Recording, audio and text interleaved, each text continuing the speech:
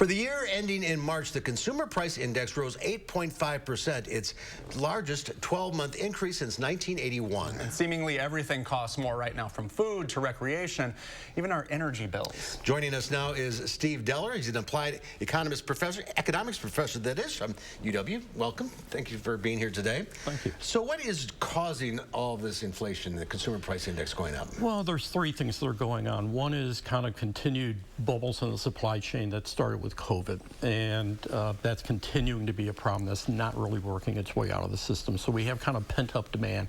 People want to spend money, they want to buy things, but the supply chain is causing shortages, which is driving up prices. The second is the federal government, maybe the stimulus policies to get us through COVID were maybe a little too much, a little too long, and maybe overheated the economy. The third thing is that we've had historically low inflation rates, and companies have been really hesitant to raise prices, and now they're seeing an opportunity to maybe increase those prices that they've been putting off for years and years and years.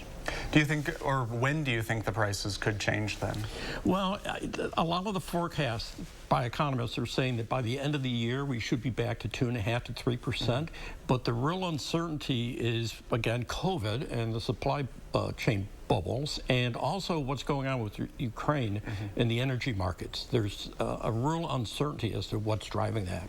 So when you look at inflation right now, what's really driving it is energy prices and food prices. If you took those out of the equation, where would we be with the price index? It'd be around 6%, which is still a little too high, but it's not. We're not in panic mode by any means when it comes to inflation. Can the feds do anything to help this along?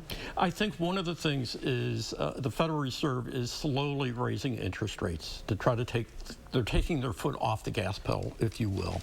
And that will slow down some purchases. It will slow down the housing market a little bit. But the question is it going to be kind of a soft landing, or are they going to actually try to push us into a recession?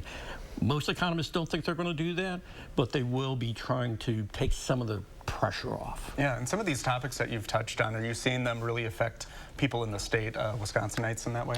I think Wisconsin is following the national lead. So a lot of what we're seeing across the nation, we're seeing in Wisconsin, particularly with housing and rental prices are just going up very, very high.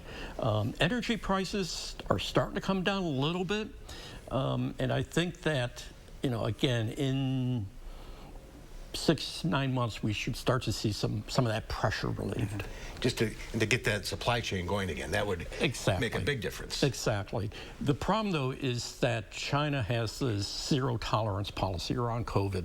And every time COVID starts to pop up, they go into lockdown mode. And every time they do that, that interjects another bubble into the supply chain. Ukraine also is surprisingly a major supplier for inputs into a lot of European manufacturing firms. And those are essentially now offline, so it's creating yet another bubble in the supply chain. 60 Minutes did a story last night that Volkswagen gets a lot of their parts from Ukraine. All of the wiring harnesses. Right. Volkswagen, BMW, their production lines have shut down because they simply do not have the parts. And they produce a lot of grain, a lot of wheat. They do. And depending on how the growing season in the U.S. and other grain-producing countries go, we could see, again, upward pressure on food prices. So tighten the buckle for now. Maybe by the end of the year, things might get a little better. I think just tighten it a little bit now and maybe delay a couple of those purchases. And by fall, going into winter, I think things should settle down a little bit. Let's hope so. Here's hoping. Steve, thanks for being with us today. Great insight. Good information. Thank you.